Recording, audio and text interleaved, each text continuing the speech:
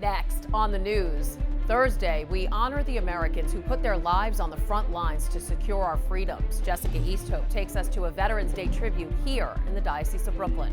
Generations of veterans have walked through the halls here at St. Francis Prep. And this Veterans Day, their stories are inspiring our nation's future heroes. I'm Jessica Easthope. That story is ahead. And the tributes don't stop there. I'll speak with a veteran Marine who's still serving, even in retirement, by helping to evacuate our allies desperate to get out of Afghanistan. If you notice your food bills are rising, you're not alone. This is putting food banks in a worrisome spot right before the holidays. Plus, giving new life to the nation's tallest trees with help from some of our tiniest hands. I'm Christine Persichetti. Currents News starts right now.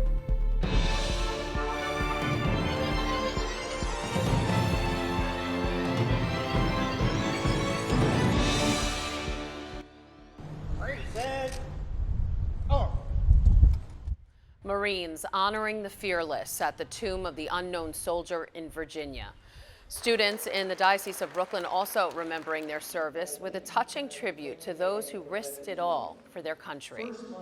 Thursday is Veterans Day, and those students are getting a real-life lesson in what it means to serve your country. An alum of their school, who is also an Afghanistan war vet, shared his story of bravery and camaraderie.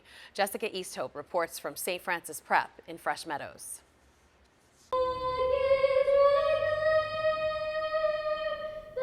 Graduates of St. Francis Prep have gone on to serve in the military since the Civil War. 160 years and more than 400 veterans later, the school is celebrating a dozen of its brave alumni. Air Force Major Jophiel Phillips says his time at the school shaped his military career. It prepared me for a life of service, right? I believe St. Francis Prep, their ethos is, how can you serve? And I carry that with me throughout my life, and now I'm putting the nation's uniform on every day. Back in 1999, Major Phillips was a football player who admits he didn't have the best grades. Now he works under the Secretary of the Air Force, helping to protect our nation's freedom at Andrews Air Force Base. But Major Phillips has a very clear message to send to students. He realized what America is all about the day he almost died, when an IED exploded at the gate of his camp in Afghanistan in 2015. A fellow service member put his life on the line to save his. And despite being unarmed and severely injured, Major Phillips shielded another service member from attackers wearing suicide vests. I hope to impart that on them because, we work together. We do things together. We uplift each other. And that's what makes our nation so great. Among the students listening, Raejin Jung, a senior waiting for his acceptance letter to West Point. What they do for this country, the sacrifices, the hard work, those are just values that I just found very attractive and something that I really want to pursue. Diane Hauserman, the chair of the Social Studies Department, says having these vets share their experiences shows students what real sacrifice looks like. We're hoping that this will inspire not only some patriotism, but also just that sense of community. It's definitely nice to have them come back and for us to honor them. This Veterans Day, St. Francis Prep is starting a year-long fundraiser for America's vet dogs to sponsor a service dog for a veteran suffering with PTSD or a physical disability. In Fresh Meadows, Jessica Easthope, Currents News. That's my alma mater, very proud. To help St. Francis Prep sponsor a service dog for a veteran in need, you can donate at the school's website, sfponline.org.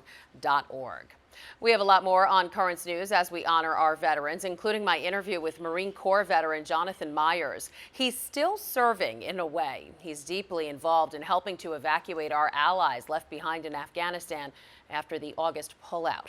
Stay tuned. It's a serious issue being felt in grocery store aisles and at gas station pumps and possibly under the Christmas tree. Inflation is surging and families across the U.S. are feeling it. Karen Kafa reports. Up and away. The Labor Department says prices for consumer goods and services kept climbing in October, another 0.9% for the month and 6.2% over the last year, the biggest year-over-year surge since November of 1990. Pushing overall numbers higher, meat, poultry, fish, and eggs all together up 1.7% in October and up 11.9% over last year. Used car prices up 2.5% during the month and 26.4% for the year.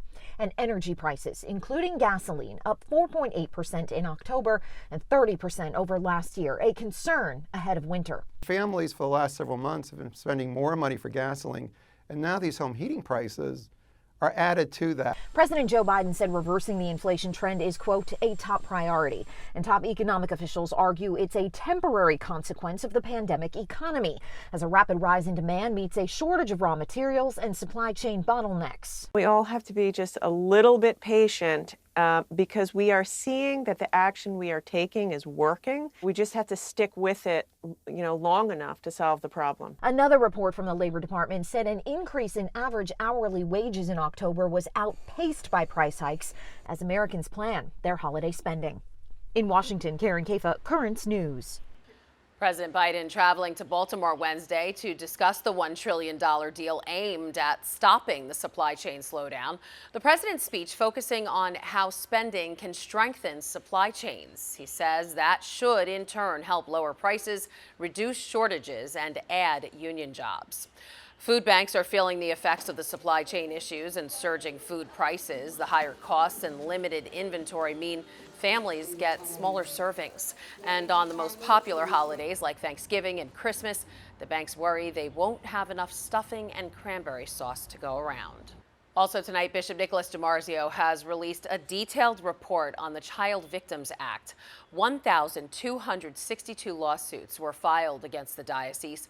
42% of the cases filed involved clergy of the diocese. The rest involved lay people, clergy, and religious outside of the diocese, and unnamed priests. New York's Child Victims Act temporarily lifted the statute of limitations on civil cases so alleged victims of sexual abuse could seek compensation. Many more details, along with several charts, can be found in the Bishop's Into the Deep column in the November 13th edition of The Tablet. You can also read it online at thetablet.org. Meanwhile, the diocese has created a new department to combat and prevent sexual abuse within the church, and the Vice Chancellor, Jasmine Salazar, will head it. It's called the Office of Protection of Children and Young People. It will enhance the strong programs already in place, such as the telephone hotline Bishop DiMarzio started nearly 2 decades ago, and the diocese's Victim Assistance Ministry. The new office will also track and investigate all allegations of misconduct reported in the diocese. There's a lot more news headed your way. He served in Iraq, retired, and is now serving again. We'll speak with this retired Marine and find out what he's doing for the people of Afghanistan. Plus this. And I said, how much do I owe you? She said, you don't owe me a thing. He gave to his country, and now he's getting something in return. We'll tell you about the blessing this Vietnam vet received. And have you started your Christmas shopping yet? Have you finished? You might want to get on it because the post office is warning delivery will truly be snail mail this year.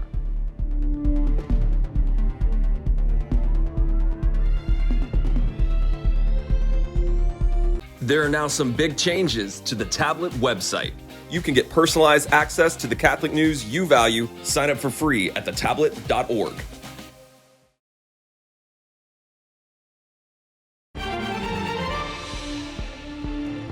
Once a Marine, always a Marine. One veteran is proving he's still committed to serving the American people, even in retirement. As we continue our Veterans Day coverage, we're joined now by Jonathan Myers, a retired Marine Corps Lieutenant Colonel who's helping to evacuate people from Afghanistan. Jonathan, you know, U.S. troops pulled out of Afghanistan at the end of August. So right now, who still needs to be evacuated, and about how many people are still there?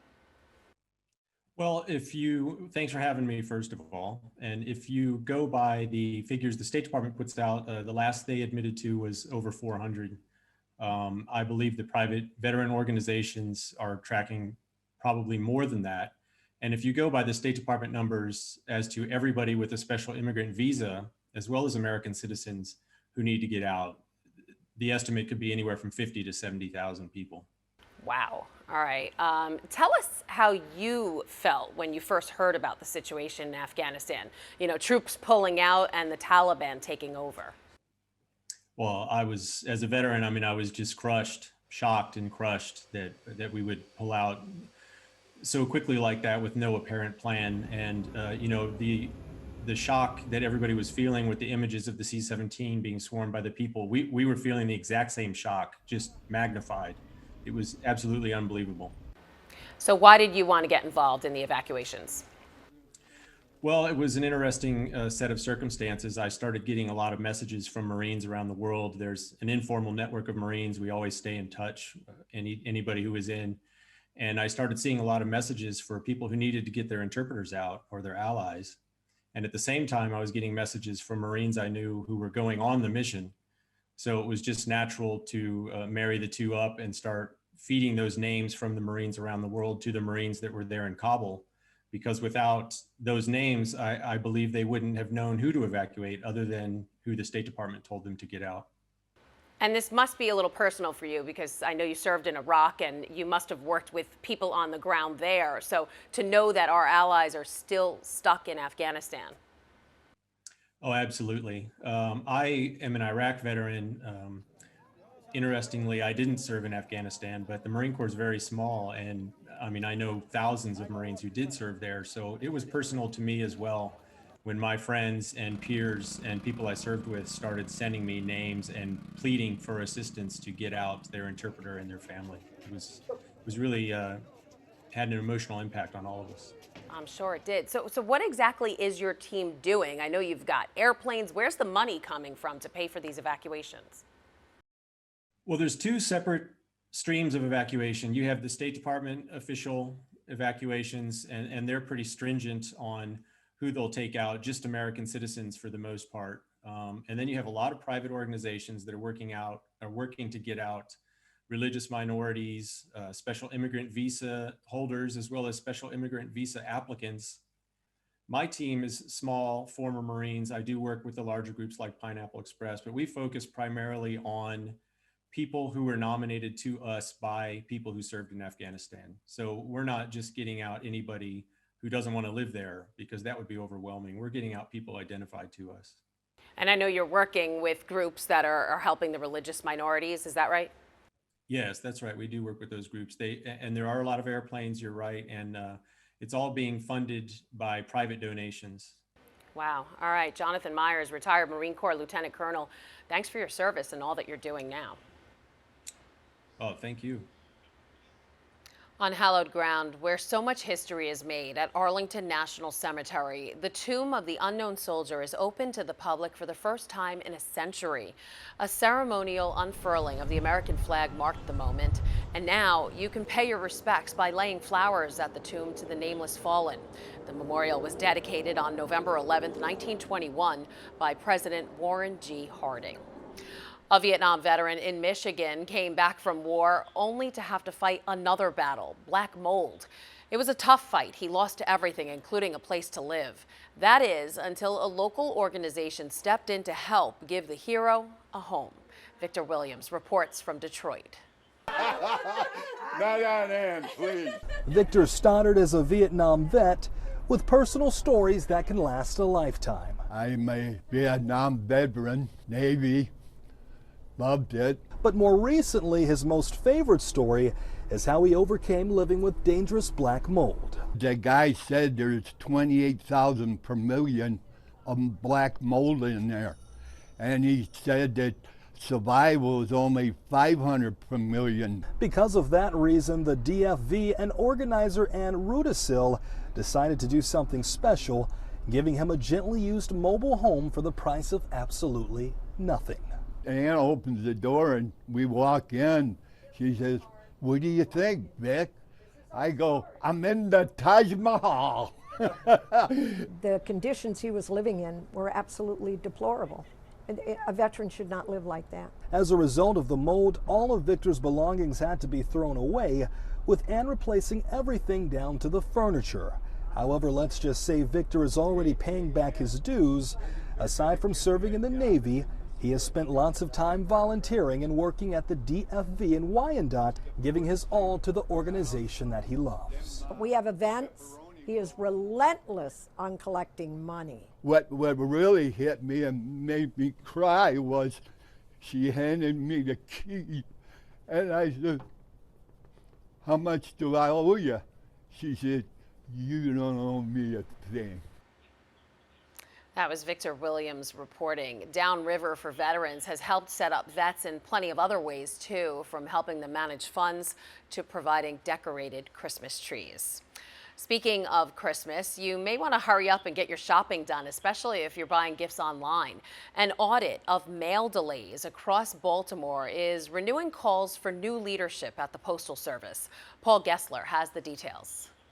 Outside the Dundalk Post Office, we shop here, we live here, we notice these things. They don't need a government audit to tell them what they already know. It's been terrible. The mail's been absolutely terrible. That's exactly what this Postal Service Inspector General report validated Tuesday. This has been going on for probably since June of last year. Findings of mail delays, inaccurate reporting of those delays, and improper scanning. Oh my God, I've been waiting for this piece of mail for like 2 weeks. The Baltimore region with the second most missing mail inquiries in the country. With more than 3 times the national average. You think we had a problem here? Maryland representatives among those requesting the OIG report. Inspectors found a variety of specific problems across multiple post offices in June. Here at Clifton Station, letters postmarked in March were undelivered. They found mail sitting here at the Essex Post Office more than 4 weeks that hadn't even been sorted. And a letter postmarked in December was still here in Dundalk 6 months later. That's shocking. That's a long time. Maryland's new district manager agrees with the OIG's 7 recommendations to improve service, but Maryland Democrats want to see the Postmaster General go. Again, that was Paul Gessler reporting. If you're mailing gifts this year, the USPS is urging you to send them as soon as possible because of COVID delays. To make the December 25th deadline, you should have your ground shipping packages out by December 15th. First class mail should be out by December 17th and priority mail by December 18th. COVID vaccines for kids are now available across the U.S., and the Biden administration is expecting nearly 1 million children aged 5 to 11 will be jabbed by the end of the day Wednesday. It comes just 1 week after the vaccine became available for this age group. The White House says roughly 700,000 appointments have already been made at pharmacies for upcoming days. Still to come on Currents News, how some little hands are making a big difference when it comes to helping the environment.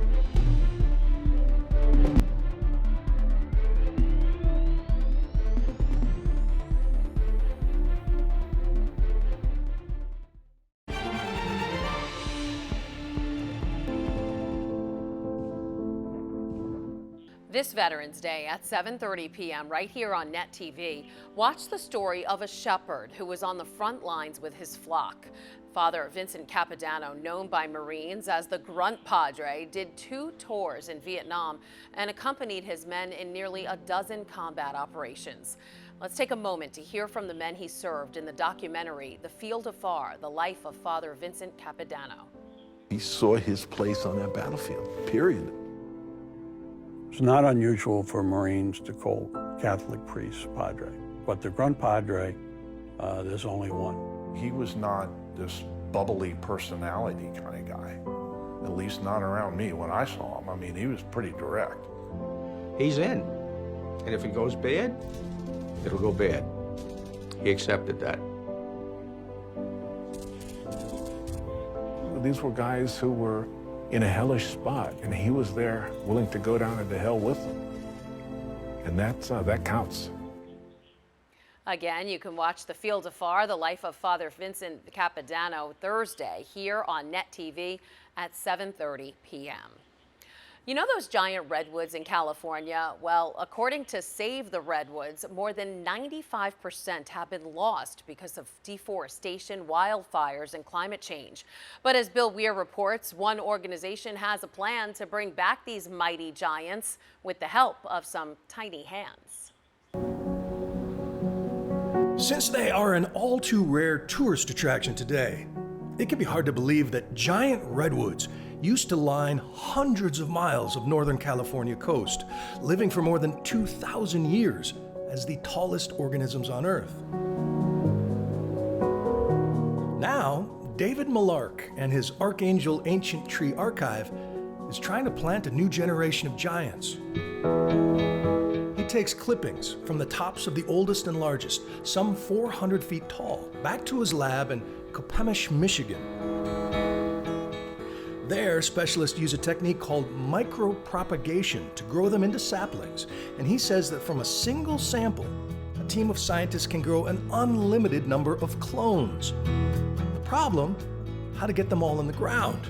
It would probably take an army. And that is where these little soldiers come in. They are tree schoolers at the Cow Hollow School in San Francisco. You heard right, not pre, but tree schoolers who attend outdoor classes to learn about ecology and sustainability at an early age by getting their little hands dirty. Keeping their focus is sometimes tough. These redwoods and sequoias have been cloned from some old redwoods and sequoias. How do you plant sequoias? Sequoias, you plant them the same way. You got to make a hole in the ground. You're going to learn how to do that and do it with us. I know how to make a hole. Good. All right, we need the holes in the ground. I know what a hole is. But when it's finally time to get down to it, these budding foresters couldn't wait to dig in. On this day, about a dozen redwood trees made it into the soil. As the old proverb goes, the best time to plant a tree was 20 years ago. The second best time is now. The meaning may not dawn on these tree schoolers quite yet, but they are proof that you're never too young or too old to have an impact. And even the tiniest of hands can make a huge difference. I think the whole world needs that message of hope, and there's something each person on this earth can do to help reverse climate change, and there was 24 or so 3 to 4 year olds here today that helped us do that. So if a 3 or 4 year old can do it, what's your excuse? Again, that was Bill Weir reporting. Pope Francis would be proud of those little tree schoolers. The Holy Father talked about the importance of protecting the environment in his 2015 encyclical Laudato Si. And that is Currents News. I'm Christine Persichetti. Thank you for joining us because we are putting your faith in the news. And to any veterans out there watching, on behalf of the Currents News team, we thank you for your service. Hope to see you again next time.